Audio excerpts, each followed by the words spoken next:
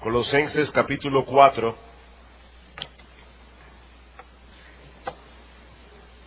Bien. Colosenses capítulo 4. Nosotros avisamos el miércoles pasado que íbamos a concluir la carta a los Colosenses en el día de hoy. Pero yo le decía ayer a un pastor amigo, a Boni Lozano en Madrid, que definitivamente los sermones tienen vida propia. Uno comienza a trabajar con un pasaje y de repente las cosas comienzan a irse por otro lado. Así que en el día completo de hoy, mañana y tarde, vamos a predicar de Colosenses, pero no vamos a concluir la carta hasta que regresemos de Minneapolis. En la mañana vamos a predicar los versículos 2 y 3, en la tarde, 2 al 4, en la tarde vamos a predicar como preparación de hecho para la Santa Cena, los versículos 5 al 6. Así que vamos a leer el pasaje completo, Colosenses capítulo 4, versículos 2 al 6. Perseverad en la oración, velando en ella con acción de gracias, orando también al mismo tiempo por nosotros, para que el Señor nos abra puerta para la palabra, a fin de dar a conocer el misterio de Cristo, por el cual también estoy preso, para que lo manifieste como debo hablar. Andad sabiamente para con los de afuera, redimiendo el tiempo. Sea vuestra palabra siempre con gracia, sazonada con sal, para que sepáis cómo debéis responder a cada uno. El mensaje de hoy lo hemos titulado de una manera muy simple: la oración del cristiano. La oración del cristiano. Esta tarde veremos el testimonio del cristiano. Pero vamos a ver en esta mañana el tema de la oración. En cierto modo, no hay nada más común para la vida de un cristiano que la oración. Y sin embargo, al mismo tiempo, pocos aspectos de la vida cristiana pueden ser tan misteriosos como la oración. Juan Carlos Rael dice con respecto a la oración: el primer acto de fe es hablar a Dios. La fe es para el alma lo que la vida para el cuerpo. Y la oración es para la fe lo que la respiración es para la vida. Voy a repetir eso otra vez. La fe, o la oración, es para la fe lo que la vida es para el cuerpo. La fe es para el alma lo que la vida es para el cuerpo. La oración es para la fe lo que la respiración es para la vida. ¿Cómo puede una persona vivir sin respirar?, pregunta Rael. ¿Y cómo puede una persona creer sin orar? No hay que ser médico para saber que cuando el bebé nace, lo primero que hace el pediatra es darle una nalgada para que el bebé llore.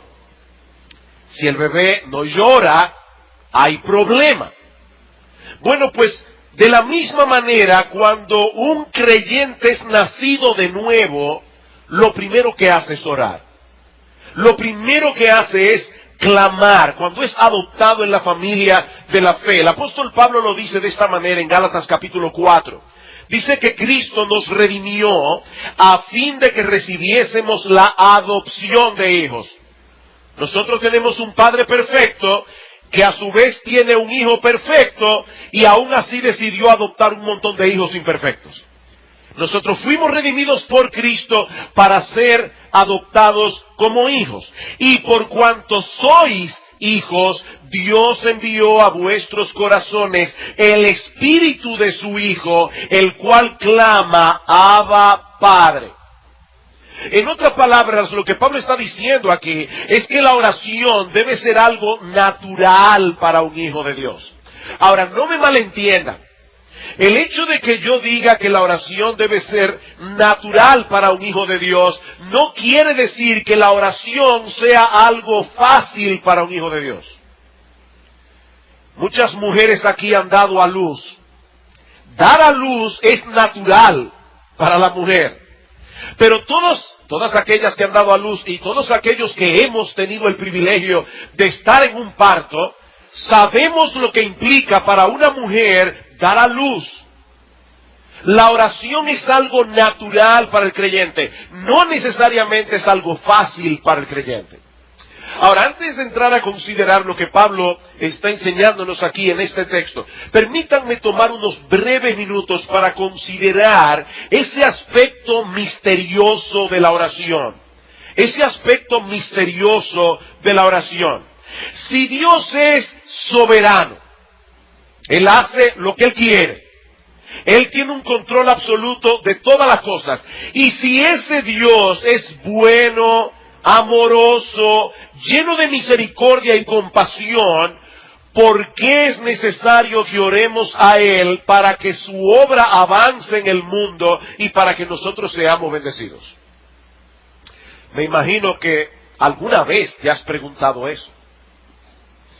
Como veremos más adelante en el estudio de este pasaje, Pablo pide a los creyentes en Colosas: oren por mí para que el Señor me abra puerta para la palabra, a fin de que yo pueda hablar del misterio de Cristo y que lo hable como debo hacerlo. Pablo está pidiendo perdón a los hermanos de Colosas: oren por mí, oren por mi ministerio. Ahora, mis hermanos, ¿acaso no puede hacer eso Dios sin que los creyentes oren?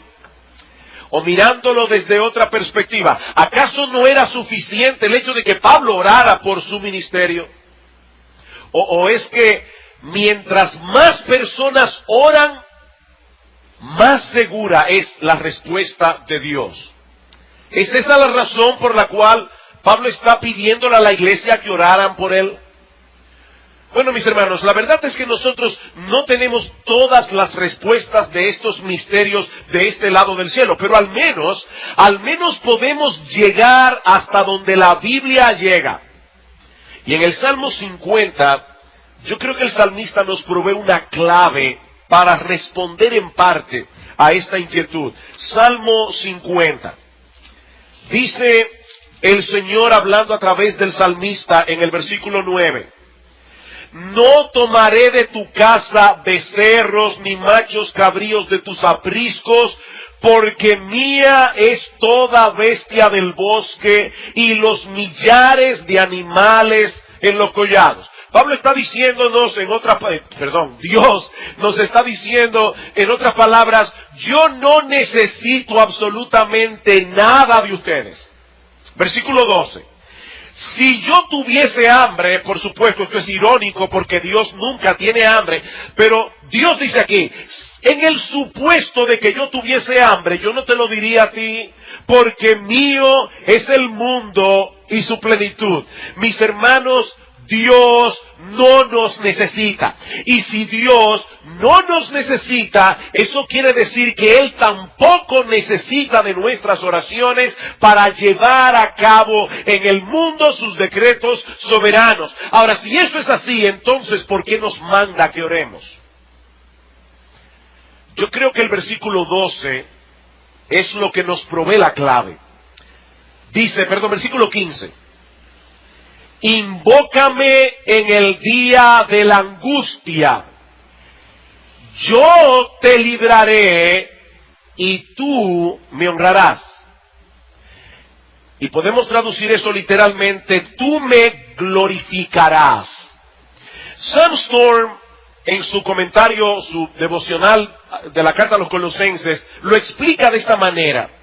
Es como si Dios estuviese diciéndonos: cuando estés en dificultades, cuando tengas necesidades y problemas y obstáculos que vencer, clama a mí y pídeme que intervenga.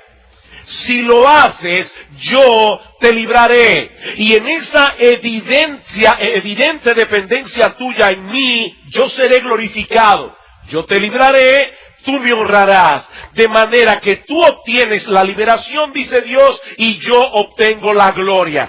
Tú recibes una bendición y las personas, los ángeles y los demonios ven que yo soy el proveedor todo suficiente, el Dios de los recursos infinitos, el único ser en el universo que sobreabunda en bondad para gente débil y necesitada como tú. Eso es lo que Dios nos está diciendo aquí. Nuestras oraciones subrayan o manifiestan nuestra dependencia en Dios. Y nuestra dependencia en Dios le da gloria a Él. Cuando nosotros venimos delante de Dios en oración, nosotros somos humillados como seres dependientes. Y Él es glorificado como aquel de quien sus criaturas dependen. Nosotros obtenemos la bendición, Dios obtiene la gloria. Así que la razón por la cual Pablo pide a las iglesias que oren por él, no es porque necesitamos ablandar a Dios presentándole una petición con muchas firmas al pie. Hermano, necesitamos convencer a Dios. Por favor, vengan el miércoles para que nosotros podamos firmar la petición que le vamos a hacer a Él en el trono de la gracia. No, mis hermanos, Dios no necesita firmas. Él no va a responder la oración por la cantidad de firmas que haya al pie de la petición, pero Dios será más glorificado cuando más personas vengan a orar y Dios responda. En otras palabras, la razón es una mayor y más amplia gloria de Dios. Vayan conmigo a la segunda carta de Pablo a los Corintios. Allí esto se ve todavía más claro. Segunda a los Corintios, capítulo 1, versículo 9. Pablo está relatando aquí una experiencia que él y sus compañeros de misiones tuvieron en Asia Menor. Y dice él, pero tuvimos en nosotros mismos sentencia de muerte para que no confiásemos en nosotros mismos, sino en Dios que resucita a los muertos, el cual nos libró y nos libra y en quien esperamos que aún nos librará de tan grande muerte, cooperando también vosotros a favor nuestro con la oración. Y ahora escuchen la razón, para que por muchas personas sean dadas gracias a favor nuestro por el don concedido a nosotros por medio de muchos. ¿Qué es lo que Pablo está diciendo aquí? En palabras muy simples, que Dios es más ampliamente glorificado cuando un grupo de sus hijos se acercan a Él en oración para interceder por alguien, de manera que cuando Dios responda a esa oración, ese gran grupo de creyentes que le pidió por esta petición, ahora le va a dar gracias como un solo hombre. Dios es más ampliamente glorificado de ese modo. ¿Ven ustedes, mis hermanos, la enorme importancia que tiene el culto de oración a mitad de la semana?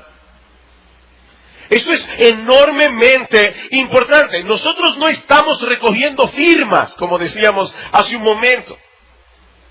La razón por la que debemos venir al culto de oración es porque nosotros queremos que nuestro Dios sea más ampliamente glorificado en medio nuestro. Y eso solo será posible en la medida en que todos nos involucremos a elevar nuestras peticiones delante del trono de Dios para que luego nos unamos a darle gracias.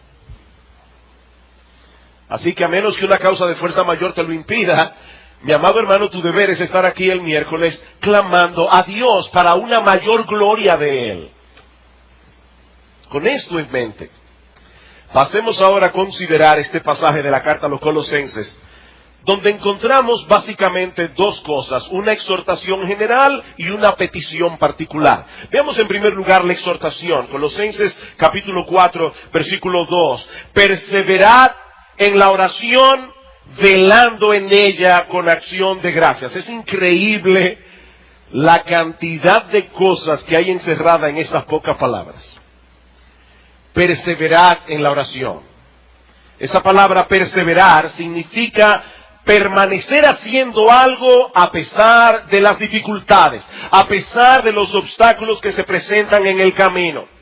Así que el asunto, según Pablo, no es orar en un momento dado, es permanecer orando. Muchas veces nosotros hemos dicho que cuando viene la prueba, cuando viene la dificultad, nosotros creemos en el momento, pero entonces la dificultad se extiende y pasan los días y se convierten en semanas y las semanas se convierten en meses y a veces los meses se convierten en años y entonces la fe nuestra comienza a decaer. Por eso, mis hermanos, lo más importante no es creer en el momento de la prueba, es seguir creyendo. Bueno, pues de la misma manera, no solamente debemos orar en el momento, es seguir orando, aun cuando parece que nuestras oraciones no están haciendo ninguna diferencia.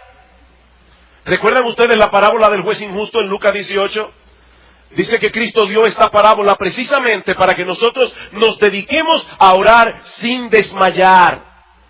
Y pone el ejemplo de una viuda que viene delante de un juez y le pide que le haga justicia. Y el juez es un hombre malo, es un hombre perverso. A él no le preocupa el caso de la viuda, pero finalmente dice, porque esta viuda me es molesta, voy a atender su caso. Y dice Cristo, si esa fue la reacción del juez injusto, ¿cuál no será la reacción de nuestro Padre amante?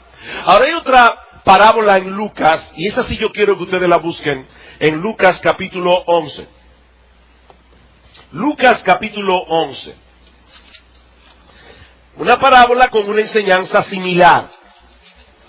Solo que hay un detalle aquí que yo quiero subrayar. Luego de enseñar a los discípulos el modelo del Padre Nuestro para orar, no es que nosotros debemos repetir el Padre Nuestro, la Biblia dice claramente que no hagamos vanas repeticiones cuando venimos delante de Dios, pero el Padre Nuestro es un modelo de oración. Y entonces el Señor dice en el versículo 5, les dijo también, ¿quién de vosotros que tenga un amigo va a él a medianoche y le dice, amigo, préstame 3 panes, porque un amigo mío ha venido a mí de viaje y no tengo que ponerle delante? Y aquel respondiendo desde dentro le dice, no me molestes, la puerta ya está cerrada y mis niños están conmigo en cama, no puedo levantarme a dártelos. Os digo que aunque no se levante a dárselos por ser su amigo, sin embargo, por su importunidad, se levantará y le dará todo lo que necesite. Y yo os digo, pedid y se os dará, buscad y hallaréis, llamad y se os abrirá. ¿Cuál es el detalle que yo quiero que ustedes noten en este texto? Aquí hay un hombre acostado en cama con sus hijos. Un amigo llega y comienza a tocarle la puerta a una hora importuna y le pide 3 panes. Y Cristo dice, ¿ustedes creen que este hombre le va a decir, no me molestes, ya mis hijos están en cama? Dice, no, por su importunidad se levantará y le dará los panes. Ahora yo quiero hacerles una pregunta en esta mañana. ¿Quiénes somos nosotros en esa parábola? ¿El amigo que toca la puerta o los hijos que están en la cama? ¿Quiénes somos nosotros? Nosotros no somos los amigos que están importunando a Dios. Nosotros somos sus hijos queridos que estamos acurrucados con Él en la cama y a medianoche nos levantamos y le decimos a nuestro Padre Celestial, Padre, tengo hambre. Y si ese hombre se iba a levantar para darle pan al amigo importuno, ¿cuánto más no nos dará a nosotros lo que le pedimos? Mis hermanos, nosotros estamos en la cama junto con Dios, acurrucados con Él. Nosotros somos sus hijos queridos. No tenemos que estar tocando la puerta, con simplemente susurrar. Ya el corazón de nuestro Padre está derretido por nosotros. Con simplemente pedir. Ahora bien, y aquí viene otra vez el misterio de la oración. El hecho de que Pablo nos diga perseverad en la oración, ¿qué implica? O implica que la oración no es un cajero automático. Nosotros no vamos a ir delante de Dios, vamos a introducir la tarjeta ATH, vamos a marcar el código clave y de repente, en el instante, vamos a recibir el dinero que marcamos en la pantalla. No, la oración no funciona así. Hay ocasiones en que Dios responde de manera instantánea. Cuando Pedro estaba en la cárcel, en Hechos capítulo 12, Dice Lucas que la iglesia en la casa de Juan Marcos estaba haciendo oración a Dios por él. Y en el mismo instante en que Dios estaba orando en que la iglesia estaba orando a Dios por Pedro, en ese mismo instante Dios estaba liberando a Pedro de la cárcel. Pero lo cierto es, mis amados hermanos, que eso no siempre ocurre así. De ahí la necesidad de perseverar en la oración. La pregunta es, ¿por qué Dios se dilata en ocasiones en responder nuestra oración? Y miren, a veces Dios se dilata mucho tiempo. Mucho tiempo. Años en ocasiones. La pregunta es ¿por qué? Sandstorm, en su devocional de Colosenses, sugiere algunas razones. ¿Por qué Dios se dilata en responder y nosotros tenemos que perseverar en oración? Bueno, en primer lugar, porque nosotros tenemos la tendencia a ser presuntuosos.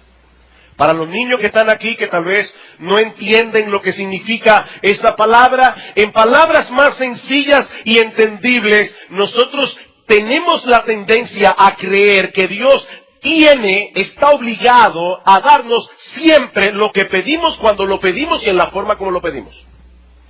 Eso es lo que significa ser presuntuoso. Es como si Dios fuese una especie de mozo celestial que debe estar atento a nuestra orden para actuar de inmediato.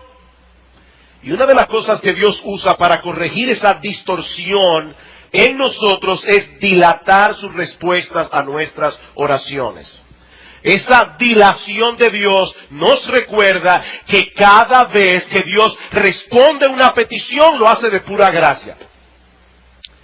Mis hermanos, todas las respuestas de Dios a nuestras peticiones son una manifestación de su bondad y una manifestación de su misericordia. En segundo lugar, el hecho de tener que venir una y otra vez delante del trono de Dios con la misma petición, es algo que Dios usa en nuestras vidas para alimentar nuestra absoluta y total dependencia en Él. Nuestra absoluta y total dependencia en Él. Mis hermanos, constantemente nosotros somos tentados a confiar en nosotros mismos. Somos tentados a confiar en nuestra experiencia. Pensamos de nosotros mismos como si fuésemos autosuficientes. Dice Sandstorm, si Dios respondiera a cada una de nuestras oraciones de manera instantánea, ¿saben qué ocurriría? Gradualmente perderíamos nuestro sentido de urgencia. La mayoría de nosotros perdería pronto de vista el hecho de que Dios es nuestra única fuente de todo bien. Y ahí estamos como la mujer sirofenicia, de la que leyó el pastor Marcos esta mañana. Señor, ten misericordia de mi hija. Y el Señor parece no hacer caso. En el Evangelio de Mateo vemos que los apóstoles le dicen, Señor, hazle caso que ya estamos molestos. Y Cristo dice que no. Alguien decía que mientras el Señor le estaba diciendo que no, su espíritu estaba obrando en esta mujer para que siguiera pidiendo. Y al final Dios honró su fe. Esta mujer sabía que ella no tenía otro lugar a donde acudir que no fuera Cristo. En tercer lugar, la oración persistente nos pone en el estado de ánimo y de espíritu correctos para recibir aquello que Dios desea darnos. Otra vez, en palabras más simples, el problema no es que Dios esté renuente a proveernos lo que realmente necesitamos. El problema es que muchas veces nosotros no estamos preparados para recibirlo. Nosotros no estamos preparados. Padres, déjenme decirles algo, y niños, escuchen esto con atención. Una de las formas más seguras de dañar a un muchacho es darle todo lo que quiere cuando lo quiere. Así que niños, cuando ustedes quieren algo y sus padres no se lo dan en el instante, eso no quiere decir que sus padres no lo aman. Porque Dios hace eso con sus hijos. Dios no nos da todo lo que le pedimos en el momento en que lo pedimos. Y Él es un Padre amante, Él es un Padre sabio. Y por eso en ocasiones dilata sus respuestas, simplemente por el hecho de que nosotros no estamos preparados todavía para recibir lo que estamos pidiendo. Otro texto interesante con respecto a la oración es Mateo capítulo 7, en el versículo 11. Dice el Señor, pedid y se os dará, 7 al 11, pedid y se os dará, buscad y hallaréis, llamad y se os abrirá. Porque ¿qué padre hay de vosotros que si su hijo le pide pan le dará una piedra? O si su hijo le pide pescado le dará una serpiente. Ahora, ¿notaron algo interesante en ese texto? El Señor Jesucristo no nos está diciendo ¿qué es lo que Dios dará cuando nosotros le pidamos? Lo que ese texto dice es lo que Dios no nos va a dar. Vean otra vez, dice el Señor. ¿Qué hijo hay que si su hijo le pide pan le dará una piedra? O ninguno, un padre normal no lo hace. Entonces lo que el Señor nos está enseñando aquí no es lo que Dios da, es lo que Él no da. Él no nos va a dar una piedra en lugar de pan. Él no nos va a dar una serpiente en lugar de pescado. Pero a veces le vamos a pedir pescado y Él nos va a dar espinacas. Porque es espinaca lo que necesitamos en ese momento. Dios no nos da todo lo que le pedimos en el momento que le pedimos y de la manera como lo pedimos. Él es lo suficientemente sabio como para no hacer eso. Mis hermanos, tal vez algunos de nosotros tendríamos un serio orgullo en el corazón si todos nuestros hijos fueran cristianos. O tal vez nosotros tendríamos un problema, algunos tendrían problemas con la idolatría. Si Dios le diera el esposo o la esposa por la que está clamando delante de Dios, o si Dios le diera la salud, tal vez se volverían autosuficientes. Y debo aclarar que yo no estoy aquí tratando de interpretar la providencia de Dios en el caso de cada cual. Bueno, mira, Dios no te ha dado todavía que tus hijos se conviertan porque tú eres un orgulloso, o Dios no te ha provisto un esposo o una esposa porque tú eres un idólatra. Yo no estoy diciendo eso. Lo que estoy diciendo, mis amados hermanos, es que Dios sabe en qué momento Él nos va a dar lo que Él quiere darnos, y va a ser en el momento preciso. En 2 Corintios capítulo 12, Pablo dice, Señor, quítame este aguijón. ¿Y qué le dice el Señor? No, Pablo, bástate mi gracia, mi poder se perfecciona en la debilidad. Tú necesitas este aguijón en este momento. Y lo que me llama más la atención es lo que Pablo dice después. Dice, bueno, si eso es así, de buena gana me gloriaré en mis debilidades. ¿Qué? Espérate. Tú me estás diciendo que te vas a gloriar de buena gana en tener un aguijón en el cuerpo, probablemente una enfermedad. Pablo dice, sí, no porque yo sea masoquista, sino porque yo he entendido que hay una mayor gloria de Cristo en usarme a mí a pesar de mi aguijón. Así que yo de buena gana me gloriaré porque ahora he entendido que Cristo se glorifica más en mí precisamente por mi debilidad. Pablo quería la gloria de Cristo, a como dé lugar. En cuarto lugar, la perseverancia en oración nos ayuda a purificar nuestras peticiones. El hecho de tener que venir una y otra vez delante del trono de Dios es algo que Dios puede usar para que nosotros diferenciemos entre aquellas cosas que verdaderamente necesitamos y las otras que son meros deseos egoístas. Venimos delante de Dios y tenemos que repensar lo que estamos pidiendo. ¿Qué dice Santiago capítulo 4 versículo 2? Muchos de ustedes no tienen lo que quieren porque no lo piden, y otros porque piden mal para gastar en vuestros deleites. El tener que venir delante de Dios nos ayuda a evaluar nuestras motivaciones al pedir esas cosas. ¿Por qué tú quieres que Dios te dé eso? Dios conoce tus motivaciones. Dios conoce mis motivaciones. Nosotros somos los que a veces no las conocemos. Y Dios obra en ese perseverar para que nosotros podamos purificar, refinar lo que estamos pidiendo delante de Él. En quinto lugar, la perseverancia en oración nos ayuda a cultivar la virtud de la paciencia. La virtud de la paciencia. Mis hermanos, el hecho de que Dios retenga su respuesta es para enseñarnos a esperar pacientemente en Él. Paciente esperé a Jehová, dice el salmista. pacientemente. ¿Saben que algunas personas piensan en la paciencia como una virtud pasiva? Paciencia, no, eso es resignación. No, la paciencia no es una virtud pasiva. Paradójicamente, esperar en Dios es una de las cosas que más esfuerzo requiere. Eso no es pasivo. Aprender a esperar en Él es una de las lecciones más difíciles para un cristiano. Y una de las más vitales. ¿Saben por qué? Porque sin paciencia no hay madurez. Sin paciencia no hay madurez. Los niños tienden a ser impacientes.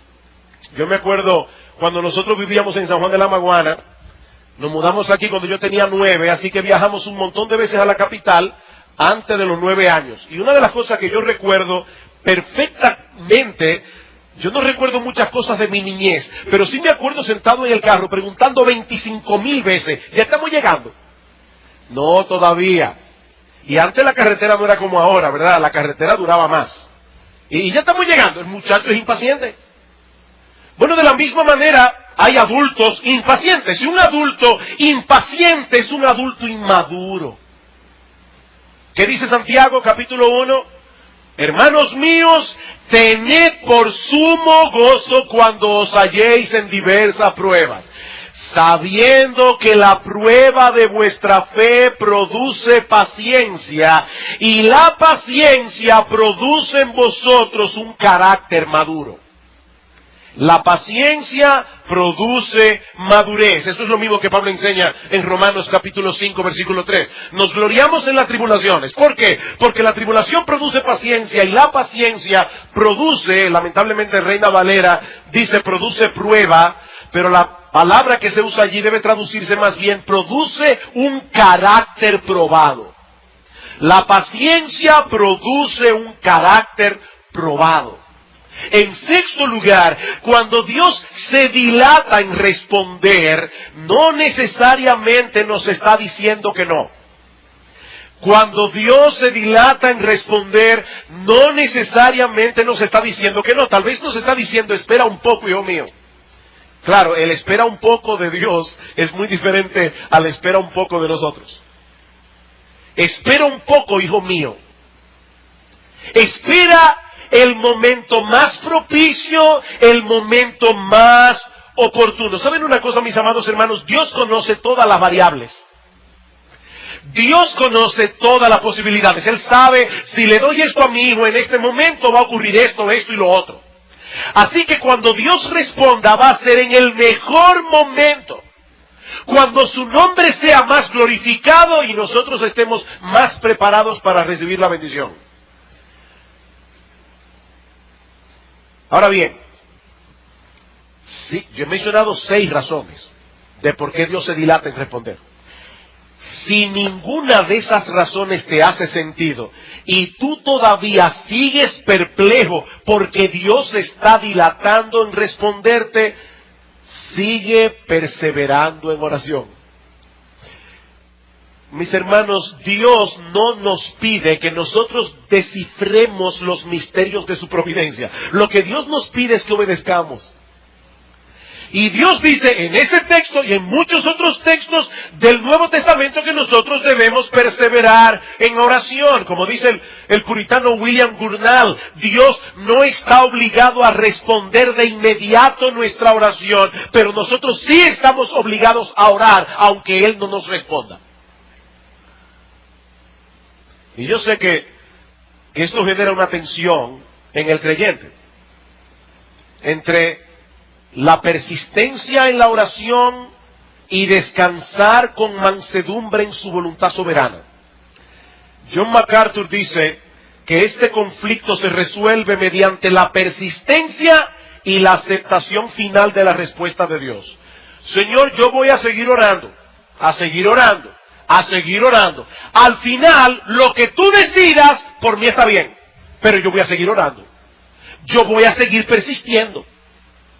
Es por eso que nosotros decimos muchas veces desde este púlpito que la clave de la mansedumbre en la vida cristiana no está simplemente en confiar en la bondad y el poder de Dios, sino también en su sabiduría. Dios es poderoso para sanarte ahora mismo, sí. Dios es poderoso para convertir a tu hijo ahora mismo, sí.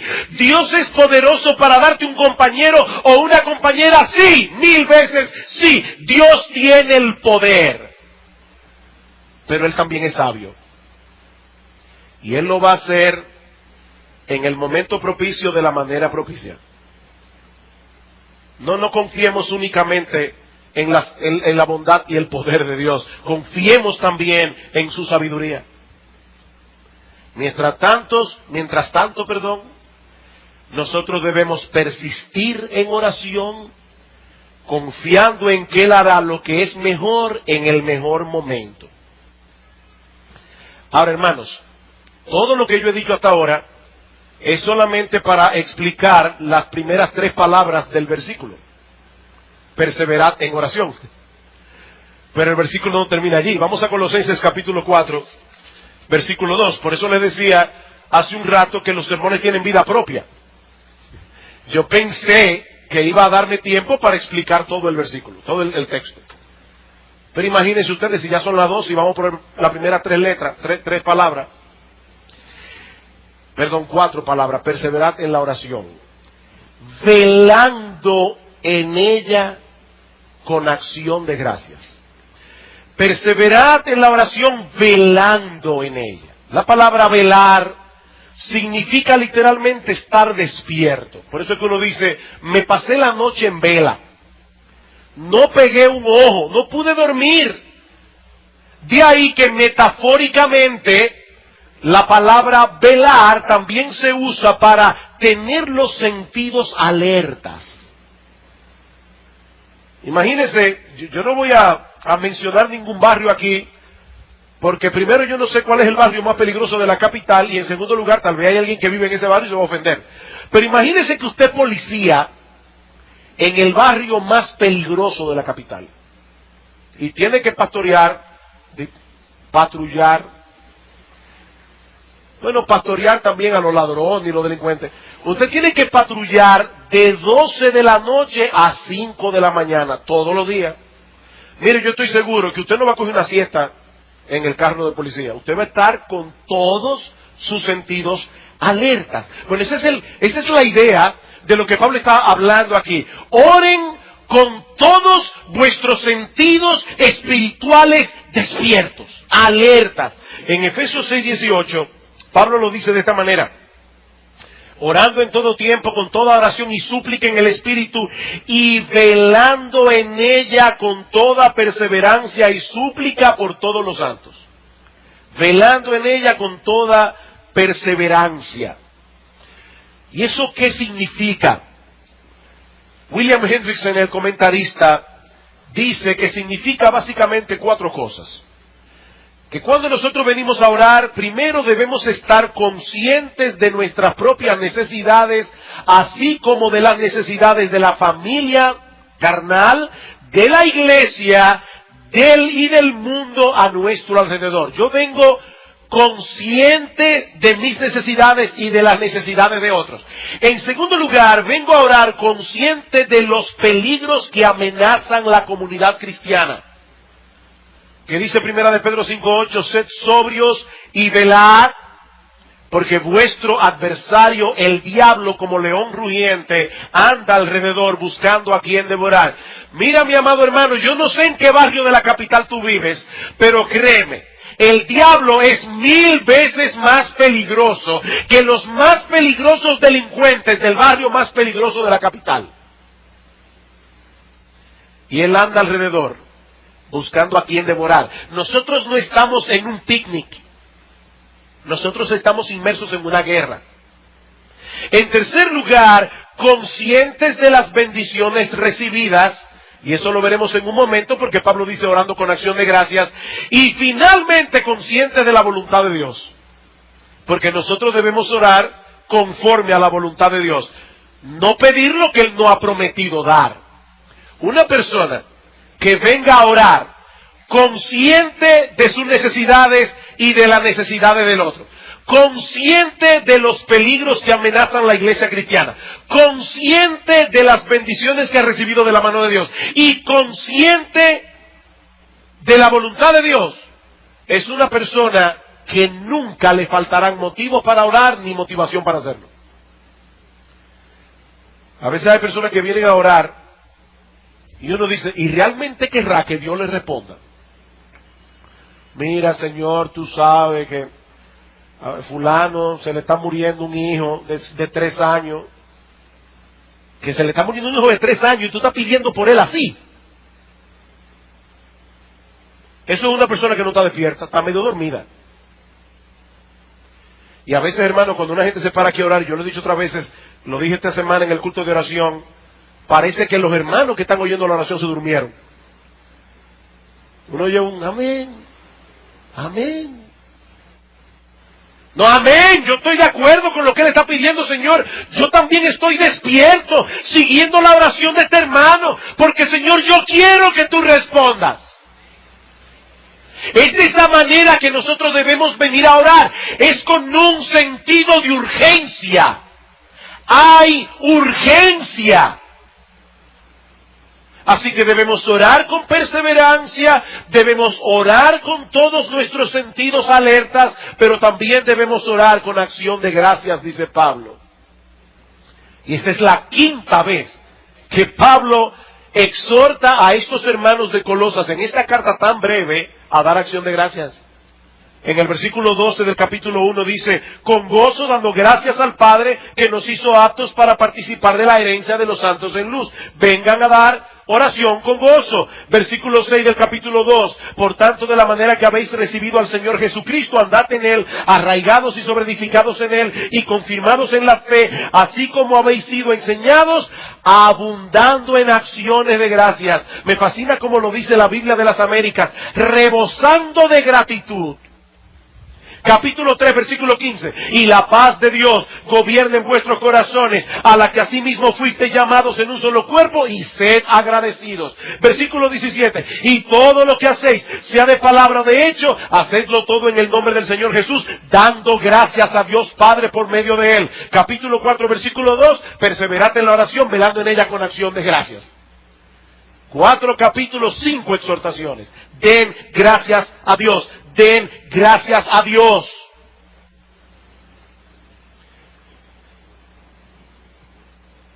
Mis hermanos, ciertamente nosotros estamos en un campo de batalla, pero no por eso debemos vivir paralizados de temor. Y ahí hay un contraste aquí. Vengan con vuestros sentidos espirituales alertas, pero vengan también con acciones de gracia. ¿Saben por qué? Porque ya nosotros hemos recibido un montón de bendiciones de la mano de Dios y estamos del lado del vencedor. Mira, mi hermano, yo no sé cuáles son las dificultades con las que tú viniste a la iglesia hoy en la mañana. Yo no lo sé, yo sé que algunos aquí están lidiando con muchas dificultades.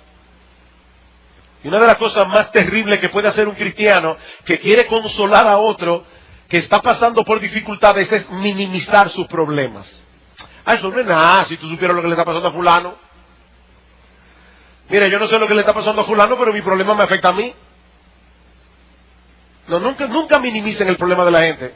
Eso no consuela, eso molesta. Ahora, mi hermano, mi hermana, yo no sé la cantidad de problemas con la que tú has venido a esta iglesia hoy. Pero déjame decirte algo, si tú eres un hijo de Dios, si tú eres una hija de Dios, tú tienes un montón de razones para dar gracias. Un montón. ¿Qué dice en el capítulo 1, versículo 12? Dios nos hizo aptos para participar de la herencia de los santos en luz. Mi hermano, tú eres coheredero con Cristo. Ahora no tenemos la herencia en la mano, pero Dios no miente. Dios no miente. Al final de esta historia, tú vas a compartir su gloria. Eso es tan real como que estás sentado aquí hoy. Y Pablo dice en Efesios capítulo 1, versículo 3, bendito sea el Dios y Padre de nuestro Señor Jesucristo, que nos bendijo con toda bendición espiritual en los lugares en Cristo. Nosotros hemos sido bendecidos con toda bendición espiritual. Mira, mi hermano, la próxima vez que te dispongas a orar, piensa en esto. Si tú eres creyente, el único Dios vivo y verdadero, creador de los cielos y de la tierra, nos amó con un amor tan grande que entregó lo más preciado que Él tenía, su propio Hijo, para poder adoptarnos como sus hijos. ¿Y qué dice Pablo en Romanos capítulo 8, versículo 32? Si Dios no escatimó a su propio Hijo, sino que lo entregó por nosotros, ¿cómo no nos dará juntamente con Él todas las cosas? Ese todas las cosas son las mismas todas las cosas del versículo 28. A los que aman a Dios, todas las cosas les ayudan a bien. Eso no significa, como dice John Piper, todo lo que mi corazón engañoso desea. Eso significa todas las cosas que van a cumplir el propósito por el cual Dios nos escogió. Y ese propósito es hacernos conforme a la imagen de su Hijo. Miren, mis hermanos, nosotros estamos muy acostumbrados a escuchar esta frase: Dios escucha la oración de sus hijos. Óyelo otra vez.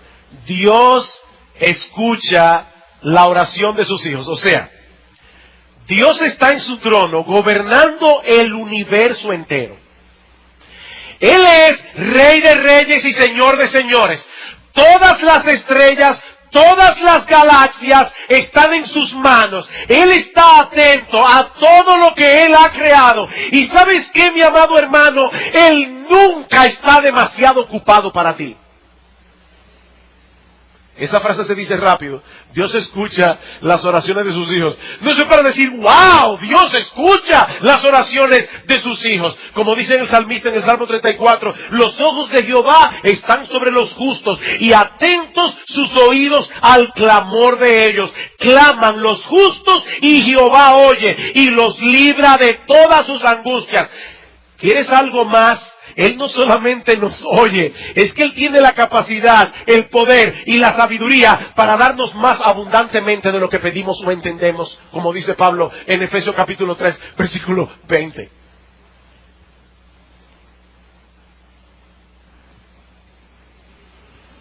Si eres un creyente, tú tienes mucho que agradecerle a Dios. Y sabes que la gratitud es algo que impacta profundamente la vida del cristiano.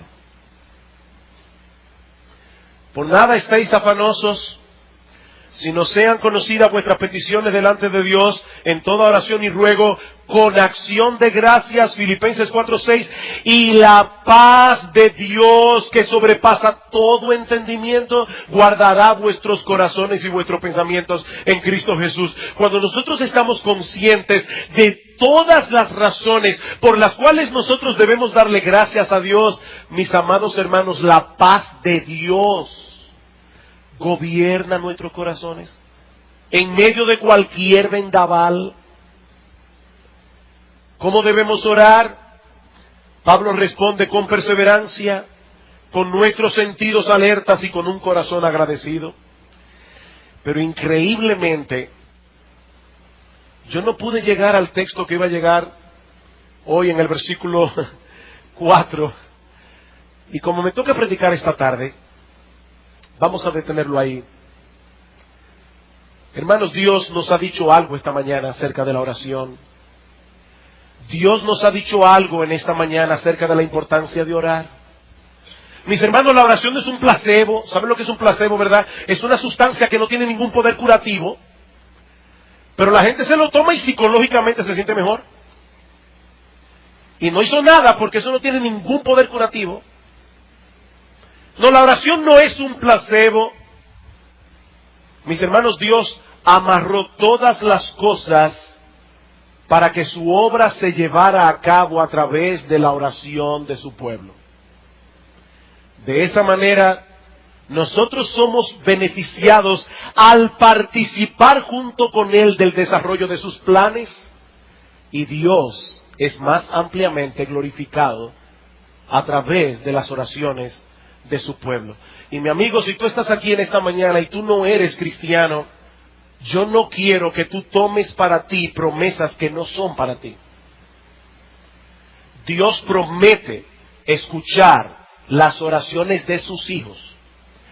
Dios promete escuchar las oraciones de aquellos que han visto su miseria, que han visto su dependencia absoluta y total de Dios, no solamente para ser salvos, sino también para poder vivir la vida cristiana. ¿Sabes, mi amigo, lo que es un cristiano? Es una persona que no tiene la menor confianza en sí mismo para llegar algún día al cielo delante del trono de Dios. Es una persona que ha visto su pecado, es una persona que ha visto su miseria, que viene delante de Dios diciendo: Señor, yo no tengo nada que ofrecerte, pero vengo confiado únicamente en la obra que Cristo llevó a cabo en la cruz del Calvario, en la sangre que Él derramó en esa cruz para limpiar mis pecados. Es en ti, Señor, y es en tu Cristo en que yo confío. Entonces, y solo entonces, Dios comenzará a tratarte como un hijo.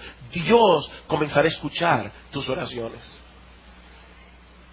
Que el Señor bendiga su palabra en esta mañana. Vamos a orar. Padre bueno, nosotros queremos darte muchas gracias por habernos dado en la mañana de hoy la oportunidad de predicar tu palabra. Oh Señor, bendice tu palabra en el corazón y la mente de nuestros hermanos. Bendice tu palabra, Señor, en el corazón y la mente de aquellos que todavía no son tus hijos. Oh Padre, te rogamos, te suplicamos que tú hagas una obra poderosa y que tú llames, oh Señor, en esta misma mañana, que tú llames a algunos al arrepentimiento y a la fe. Señor, gracias. Gracias por ser un Dios vivo, por ser un Dios poderoso, por ser un Dios bueno, amante y sabio, y por ser nuestro Padre a través de Cristo. Gracias por escuchar nuestras oraciones. Alabamos y bendecimos tu nombre en Cristo nuestro Salvador. Amén.